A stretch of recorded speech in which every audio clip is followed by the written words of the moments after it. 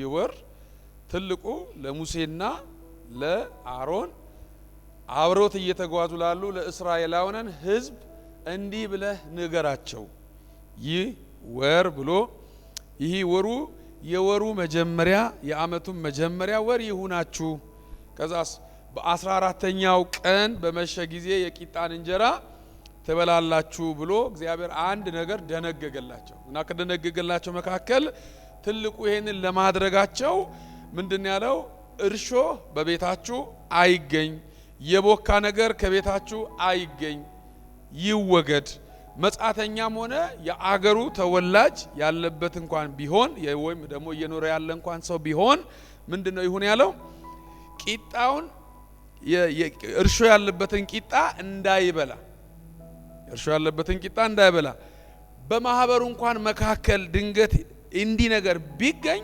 ተለይቶ ምን ይበላል ይጥፋ ይወገድ እና የፋሲጋውን ምሽት ከማክበራችሁ በፊት እርሾ ያለበትን ፍርፋሪ እንደዚሁ ጠቅላላ ምን ብለዋል ከመብላታችሁ በፊት አስወግዱ አጽዱና በዛ ምሽት ልታደርጉ ያሰባችሁት የፋሲጋን ራት ወይም ደግሞ የፋሲጋን በዓል ለማክበር ከመቀመጣችሁ በፊት በእናንተ አካባቢ ያለ እርሾ የነካው ነገር የቦካ ነገር ካለ እስከ ፍርፋሪው ድረስ ምን በለዋለ ጥርግ አርጋችሁ አስወግዱ ምናልባት መጻተኛም ሆኖ እየበላ ካለ ምናልባት በአገሩ ተወላጅ ያለም ሰው ካለ እየተጠቀመ እንኳን ካለ ከእስራኤል መካከል ከትውልዱ መካከል ምን ይበላል ይወገድ ይጥፋ ብሎ እግዚአብሔር ተናገራቸውና ከወሩም በ14ኛው ቀን ከመሸ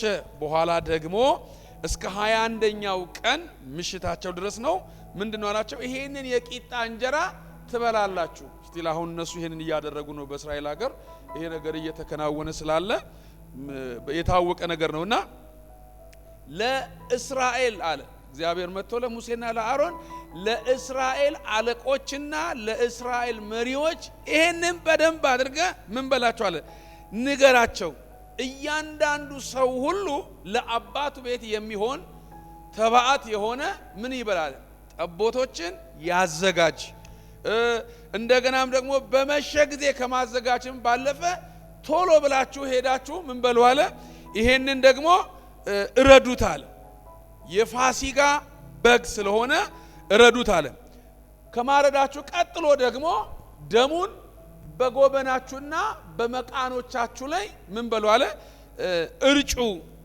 እስኪነጋ ድረስ ደግሞ እስራኤላዊ የሆነው ሁሉ ደሙን ረጭቶ በጎበንና በመቃኑ ላይ ያስቀመጠ ታዞ ያደረገ ሁሉ እስከሚነጋ ወይም እስከ ንጋት ድረስ ምን በላይለ አይውጡ ለምን እግዚአብሔር በርካታ መቅሰፍቶችን ልኮ እስራኤላውያንን መልቀቅ ስላልቻለ የግብጽ ነገስታቶች ደግሞ ይሄንን ማድረግ ለመልቀቅ ህዝቡን ስላልቻሉ አሁን ምን ያደርጋል አለ እግዚአብሔር ይመታ ዘንድ ምን ያደርጋል አለ በመካከላችን ያልፋል ጌታ ኢየሱስ የተባረከው አሜን ነው መልቀቅ ስላልቻለ አሁን ህዝቡን ለማስለቀቅ በርካታ መቅሰፍቶችን እግዚአብሔር ልኳል የላካቸውን መቅሰፍቶች ሁሉ እየተቀበሉም ወይም እያስተናገዱም መልቀቅም መታዘዝም መማርም ስላልቻሉ አሁን እግዚአብሔር ባዘዘን መሰረት እግዚአብሔር በተናገረን መሰረት ይሄንን አድርገናል እስራኤላዊ የሆነ አይሁድ የሆነ ሁሉ እስከሚነጋ ድረስ አይውጣ ለምን እግዚአብሔር በዛ ሌሊት ለማለፍ ኪዳን ያለው ህዝብ ሁሉ ይሄንን ታዞ የሚያደርግ እንዳይወጣ ስለተናገረን ምን አደርጋል አለ እግዚአብሔር በዛ ሌሊት ያልፋል ክብር ለኢየሱስ ይሁን እስኪ በደም አሜን ይሄ እግዚአብሔር ደግሞ ምን ያደርጋል ነው ያለው ደሙን ባየ ጊዜ ከእስራኤላውያን ደጆች መካከል አልፎ ይሄዳል አሜን ነው ይሄ እግዚአብሔር ማለፉ ግድ ነው ተናግሯል እኛንም ለማስለቀቅ እሱም የሰራውን የሚያደርገውን እስካሁን ድረስ ለመግለጥ የመጨረሻው ተአምራት ስለሆነ እግዚአብሔር ያልፋል በሚያልፍበት ጊዜ ማየት ያለበትን ባየ ጊዜ እግዚአብሔር ከደጆቻችን ያልፋል አለ። ጌታ ኢየሱስ ስሙ ይባረክ። ምናልባት ዘጸአት ምዕራፍ 12 ላይ ከ12 እስከ 13 ይሄንን ክፍል ማግኘት እንችላለን። አጥፊውም ይሄንን በሚያደርግ ጊዜ አጥፊው ወደ ቤታችን እንዳይገባ ትልቁ አሁን ፋሲጋ እየተደረገ ያለበትና አሁን እኛ ያለንበት ዋናው ነገር የመጀመሪያው ፋሲጋ በተደረገ ጊዜ እግዚአብሔር ደሙን ባየ ጊዜ ያልፋል። አሁንስ አጥፊው ቀሳፊው ወይም ደግሞ ይሄ መቅሰፍት በማድረግ የታወቀው መልአክ ባለፈ ጊዜ እንዳይገባ ምን ያደርገዋል? ይከለክለዋል። ምኑ? በጎበንና በመቃኑ ላይ የተረጨው ደም። አሜን ነው። ክብር ለኢየሱስ ይሁን። ከዛስ በኋላ ከሰው እስከ እንስሳ መካከል እግዚአብሔር በሚያልፍበት ጊዜ ከሰው እስከ እንስሳ መካከል በኩር የሆነውን ምን ያደርጋል አለ? በኩር የሆነውን ሁሉ እግዚአብሔር ይቀጣል አለ። ጌታ ኢየሱስ የተባረከው። ክብር ለኢየሱስ ይሁን። እና እግዚአብሔርም በዛ ሌሊት አለፈ። መጽሐፉን በደንብ ገብታችሁ ስታነቡት እግዚአብሔርም በዛች ሌሊት ምን ይላል? አለፈ። ባለፈ ጊዜ ደግሞ እግዚአብሔር ዝም አላለም። በዙፋኑ ካለው ከፈርዖን የበኩር ልጅ ጀምሮ እስከ ታች ባሪያዎቻቸው ድረስ እስከሚያገለግሏቸው በኩሮቻቸውን መታ። አሁንም እንስሶቻቸውን በኩር የሆነውን ሁሉ መታ።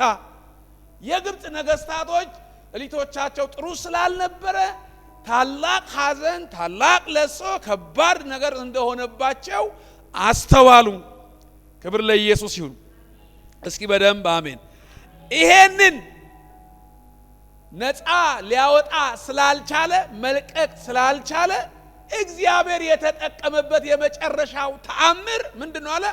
በኩር የሆነውን ሁሉ ለማጥፋት እናንተ መካከል ደግሞ እግዚአብሔር እንዳይገባ ከፈለጋችሁ አንድ ነገር አድርጉ አለ።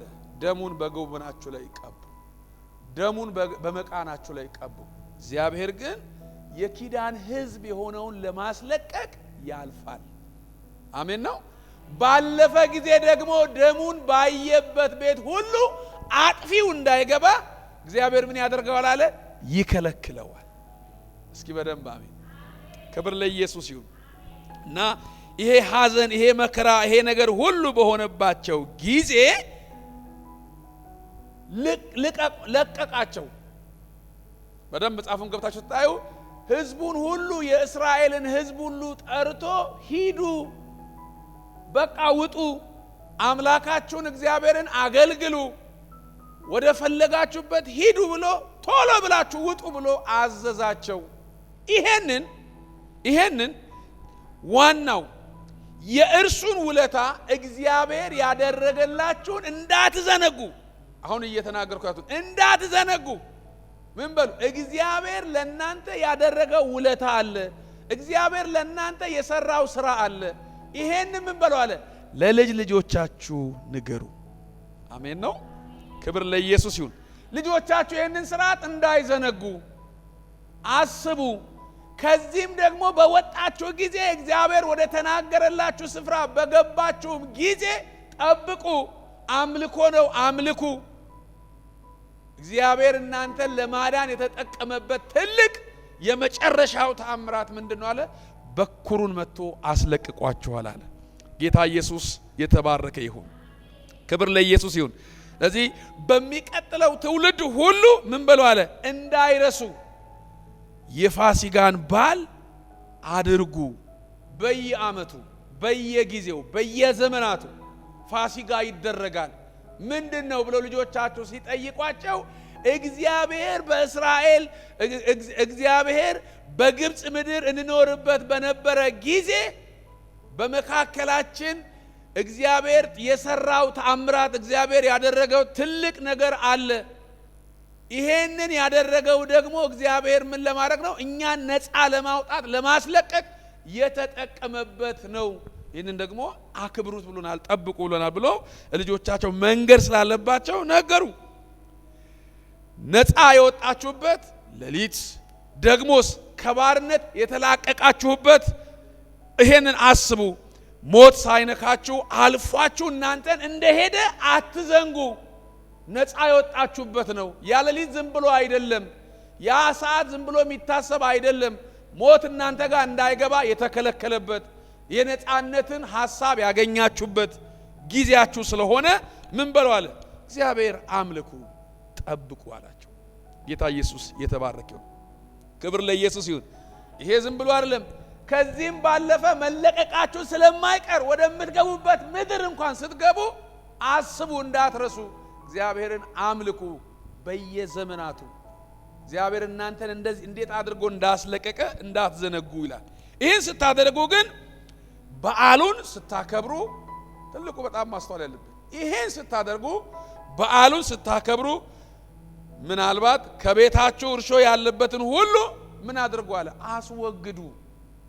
አሜን ነው። እስኪ በደንብ አሜን። አሁን በእስራኤል ምድር ምናልባት ጎግል አርጋችሁ እንኳን ብትገቡ ጠቅላላ ውጭ ናቸው ያሉት። ይሄንን ያደርጋሉ። በመካከላቸው የቦካ ነገር አይበሉም፣ አይጠቀሙም። በቃ እርሾ ያገኘውን ነገር ሁሉ አይበላም፣ በእነሱ ነውር ነው። ይሄንን ስለሚያደርጉ አስወግዱ ብሏቸዋል። ማስወገድ አለባችሁ። ይሄንን እርሾ ያለበትን ሁሉ ስታስወግዱ እግዚአብሔርን ለማምለክ እግዚአብሔር ያደረገውን ነገር ለማስታወስ ትዝ ስለሚላችሁ አድርጉ ብሏቸዋልና በዚህ መካከል እርሾ ዝም ብሎ አይደለም የግብፃውያን የኃጢአት ምልክት መሆኑን እንዲሁም ደግሞ የቆሮንቶስ ቤተክርስቲያን እርሾ ምን እንደሆነ በደንብ ይነግረናልና በዛ ክፍል በዚህ በአንደኛ ቆሮንቶስ ምዕራፍ 5:7 ላይ በደንብ የዚህ የቆሮንቶስ ጸሐፊው ሲነግረን በደንብ አስተካክሎ ከሚነግረን መካከል እስቲ እሷን ላንብባት። ዋና ሐሳባችንም እሱ ስለሆነ እንደዚህ ብሎ ይናገራል። እንግዲህ ያለ እርሾ እንዳላችሁ አዲሱን ሊጥ ትሆኑ ዘንድ አሮጌውን እርሾ አስወግዱ። ፋሲካችን ክርስቶስ ታርዷልና፣ ስለዚህ በቅንነትና በእውነት ቂጣ በዓልን እናድርግ እንጂ በአሮጌው እርሾ በክፋትና በግፍ እርሾ አይደለም ይላል። ጌታ ኢየሱስ የተባረከው። ስለዚህ እየተናገራቸው ያለ ምንድነው? መመካታችሁ መልካም አይደለም። ጥቂት እርሾ ሊጡን ሊያቦካ እንደሚችል አታውቁም ወይ? በዛ ሁሉ መካከልም ደግሞ ይሄን የፋሲካን በዓል ለማክበር ስታስቡ ከመካከላችሁ እርሾውን ነገር አስወግዱ። መቼ? እንግዲህ ይሄንን ነገር ምን በሏል? አስወግዱ። ስታስወግዱ ደግሞ ምንድነው ያለ? የአዲሱ ሰው ባህሪ ያልሆነውን ነገር ምን በሏል? አስወግዱ። ማስወገድን እንችል ጌታ ይርዳል። እስኪ በደንብ አሜን። በቆሮንቶስ ቤተክርስቲያን በጣም ከባባር ነገር በመካከላቸው ስላለ ከኃጢአት ጀምሮ በጣም ገዝፎ ያለውን ነገር እስከ ጋብቻ ድረስ ስር ሰዶ ያለውን ነገር በአጽንኦት ስለተናገረ አስወግዱ አለ። ይሄ እርሾ ምንድነው ብለን ስንል በሰው ላይ የሰው ኃጢአተኛ ሰው የሚታይበት ሳይሆን በእያንዳንዱ የሰው ልብ ውስጥ ያለውን ኃጢአት ምን በሉ? አስወግዱ። ስለዚህ የአዲሱ ሰው ባህሪ ያልሆነውን አስወግዱ። የአዲሱ ሰው ያልሆነውን ያረጀውን ነገር ምን በሉ አለ? አውልቁ። አሮጌውን አስተሳሰብ፣ አሮጌውን አመለካከት፣ አሮጌውን አደራረግ ምን በሉ? አስወግዱ። ይሄ ምንድነው አለ? እርሾ ነው። በዓሉን እንዳታከብሩ ከሚቋቋማችሁ ከሚታገላችሁ ነገር እንደዚህ ያለ ዋናው ስለሆነ ማስወገድ አለባችሁ ነው የሚለው። ጌታ ኢየሱስ የተባረከ ይሁን። ክብር ለኢየሱስ ይሁን። አሜን ነው። ምክንያቱም የሞተላችሁና የታረደላችሁ ክርስቶስን ለማሰብ እንድትችሉ በመካከላችሁ ያለውን ነገር አስወግዱ። ማስወገድ በጣም ወሳኝ ነው። ዛሬም የቆሮንቶስ ቤተክርስቲያን ብቻም ሳይሆን እኛ ማማኞች የሆንን ዛሬም ልናስወግድ የተገባው ነገር ፋሲካ ብለን ስናስብ ልናስወግድ የተገባው ነገር ምንድነው ስን አሮጌውን አስተሳሰብ፣ አሮጌውን አመለካከት፣ አሮጌውን አደራረግ፣ ያረጀውን ነገር ክርስቶስን ሊገልጥ የማይችለውን ነገር ማስወገድ እንድንችል ጌታ ይርዳል። እስኪ በደንብ አሜን። ምክንያቱም የታረደላችሁ የፋሲጋ በግ ማን ነው ይላል? ክርስቶስ ኢየሱስ ነው ይላል። ጌታ ኢየሱስ ስሙ ይባረክ። ዮሐንስ ወንጌል ላይ ምዕራፍ 1 ላይ እነሆ የእግዚአብሔር በግ ነው ያለው። ይሄ የእግዚአብሔር በግ ተብሎ የተጠራው ኢየሱስ ክርስቶስ ስለ ሁላችን ሊታረድ ስለ ሁላችን ሕያው መስዋዕት ሊሆን የተዘጋጀ ነው። ክብር ለኢየሱስ ይሁን። ጌታ ኢየሱስ የተባረከ ይሁን። አሜን። እና ይሄንን ደግሞ የታረደላችሁን ደግሞ ለማድረግ ስታስቡ ከልባችሁ ሁሉ ያለውን የኃጢአትን ባርነት ምን በለዋል? አስወግዱ ከሚያጎብጣችሁ ነገር። ምክንያቱም እንደዚህ ያለ ነገር ያጎብጣል፣ እንደዚህ ያለ ነገር ያጎላል፣ እንደዚህ ያለ ነገር ነፃነት ይከለክላል። ፋሲጋ ደግሞ ማለት ነፃነት ያገኘንበት፣ ከባርነት ቀንበር ነፃ የወጣንበት፣ የተለቀቅንበት፣ ያመለጥንበት፣ የሞት መልአክ እኛን ላያገኘን ያለፈበት፣ እኛ ደግሞ ለዘላለም የዘላለም ሕይወትን ያገኘንበት ነው። አሜን። እስኪ በደንብ አሜን። ክብር ለኢየሱስ ይሁን። ስለዚህ ቀን ዋናው ቀና ብላችሁ እንድትሄዱ ሊያደርጋችሁ የሚችለው ኢየሱስ ክርስቶስ ምን ባላለ? ስለናንተ ሞቷል፣ ስለናንተ ታርዷል። መቼ? እስራኤላውያን በየዓመቱ ጠቦት ያርዳሉ። በየዓመቱ ይሄንን ስርዓት እያሰቡ ይሄንን ስርዓት እያደረጉ ፋሲካን ያከብራሉ። እዚህ መጽሐፍ ቅዱስ ላይ ደግሞ አሁን እንዳነበብነው ስለ እያንዳንዳችን ኢየሱስ ክርስቶስ ታርዷል። ስለ እያንዳንዳችን ኢየሱስ ክርስቶስ ሞቷል። የፋሲካ በግ የሆነው የታረደው ክርስቶስ ምን ሊያደርገን ነው? እኛን ነፃ ሊያወጣን ታርዷል። አሜን። እስኪ በደንብ አሜን። ስለዚህ ነፃ ከወጣን ማሰብ ያለብን በነፃነት ልንኖር ክርስቶስ ምን አለን ይላል? ምን ያለን ይላል? ነፃ ወጣን። ነፃ ያወጣን ደግሞ በነፃነት ልንኖር ስለሆነ እንደዚህ ያለውን ነገር እንድናስወግድ እግዚአብሔር ይርዳል። ክብር ለኢየሱስ ይሁን። ምክንያቱም የተከፈለው የኢየሱስ ክርስቶስ ሕያው ደም ነው። አሜን።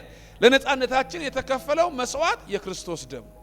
እንደገናስ እስራኤላውያን ከባርነት ነፃ እንዳወጣ ሁሉ በመስዋዕቱ እያሰቡ እንደሚያመልኩት ሁሉ እኛንም እነሱንም ለአንዴና ለመጨረሻ ከኃጢአት ባርነት በዚህ በአዲስ ኪዳን ኢየሱስ ነፃ አውጥቶናል።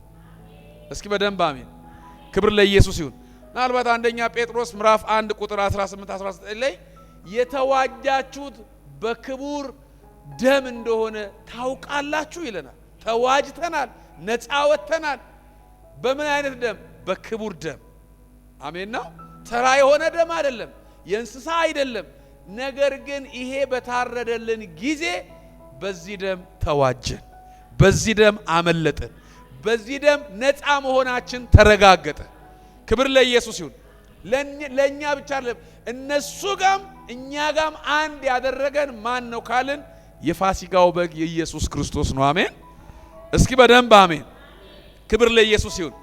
ለዘላለም እኛ አመለጥን ብቻ እኮ አይደለም፣ ወደ ዘላለም ሕይወትን ደግሞ የተሸጋገርነው በዚህ ደም ነው። ክብር ለኢየሱስ ይሁን። እግዚአብሔር የተባረከ ይሁን። ስለዚህ ዛሬም ከዚህ ዓለም የኃጢአት ባርነት ለማምለጥ የሚፈልግ ሁሉ ካለ የፋሲካችን በግ ኢየሱስ ክርስቶስ ታርዷል። አሜን ነው። ዛሬም ማምለጥ የሚፈልግ ሰው ካለ የፋሲካችን በግ የሆነው ክርስቶስ ታርዶልናል። አሜን። የኢየሱስ ክርስቶስን ሕይወት ለመካፈል የሚፈልግ ሁሉ ከአመጽ፣ ከክፋት፣ ከኃጢአት፣ ከድካም፣ ከተለያየ አስተሳሰብና አመለካከት በሚገርም ሁኔታ ሊሸሽና ሊርቅ ለሚችል ሰው ሁሉ የኢየሱስ ክርስቶስ ሕይወት ይገባዋል። አሜን። ክብር ለኢየሱስ ይሁን። በዓሉ በየዓመቱ አይደለም። ይሄ በዓሉ በየሳምንቱ አይደለም፣ ለሳምንትም አይደለም፣ ለቀንም አይደለም። ዓመቱን ሙሉ ልናከብር የታረደ በግ ነው። አሜን ነው።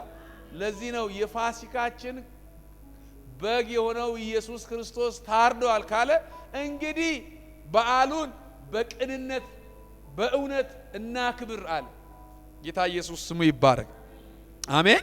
ይሄንን እናክብር ብሏልና ለማክበር ደግሞ የሚያስፈልገን ትልቁ ነገር አስወግዱ ብሎናል። ማስወገድ እንድንችል ጌታ ይርዳን። ነፃ ናችሁ ብሎናል። በነፃነት ልንኖር እግዚአብሔር ይርዳን። አምልጣችኋል ካለን ያመለጠ ሰው አይነት እንድንሆን፣ ነፃ ናችሁ ካለን ነፃ ያወጣንን ክርስቶስን በማሰብ አሜን። ከባርነት ቀንበር ያላቀቀን እሱ ከሆነ ከባርነት ቀንበር እንደተላቀቀ አይነት ሰው ሆነን ይሄንን ጌታ እንድናመልክ፣ እንድናገለግል፣ እንድናከብር ጌታ ይርዳን። እስኪ በደንብ አሜን። አይሁዶች ከግብጽ ያመለጡበትን በየዓመቱ ያከብራሉ። አሁን ግን እኛም እነሱም የሚያዋጣን ትክክለኛ ማረጋገጫ እውነተኛ መስዋዕት ሆኖ የተገኘው ማን ነው ካልን ያው ሆኖ ራሱን መስዋዕት አድርጎ የታረደልን የፋሲካው በግ ነው። አሜን። ክብር ለኢየሱስ ይሁን፣ ክብር ለጌታ ይሁን። ስለዚህ ሕያው መስዋዕት ለኛ የተከፈለልን ሕያው ስለሆነ እንድናስተውል ጌታ ይርዳል። አሜን ነው። ጌታ ኢየሱስ የተባረከ ይሁን። ፋሲካ ማለት እንደዚህ በመብላት በመጠጣት እንደምናየው ነገር ሳይሆን አሁን እንዳነበብነው እንደተናገርነው እንደ ቃሉ እንደሚናገረው ከብዙ አይነት ነፃ ሆነን ነፃ እንደወጣ እንዳመለጠ ሰው እንደተላቀቀ ሰው የዘላለም ሕይወት እንዳገኘ ሰው ሆነን እንድናመልክ ጌታ ይርዳል። አሜን ነው። ይሄ ለቆሮንቶስ ቤተክርስቲያን ብቻ የተጻፈ ሳይሆን ዛሬ ደግሞ ለኛም ለትምህርታችን ተጽፏል። ያመለጠ ነፃ የወጣ የዘላለም ሕይወት ያለው ከእንደዚህ አስተሳሰብና አመለካከት ከአሮጌው ነገር የተላቀቀ ሰው ሁሉ ማን ታርዷል ካልን ኢየሱስ ክርስቶስ ታርዶልናል። አሜን ነው ወይ? ስለዚህ ፋሲካ ነፃ መውጣት ነው። ፋሲካ ማለፍ ነው። ፋሲካ መለቀቅ ነው። ፋሲካ በጣም አስቸጋሪ ከሆነው ቀንበር ውስጥ የማምለጫ ምልክት ነው። አሜን። ክብር ለኢየሱስ ይሁን። እግዚአብሔር ይባረክ። ቆመን እንጸልይ።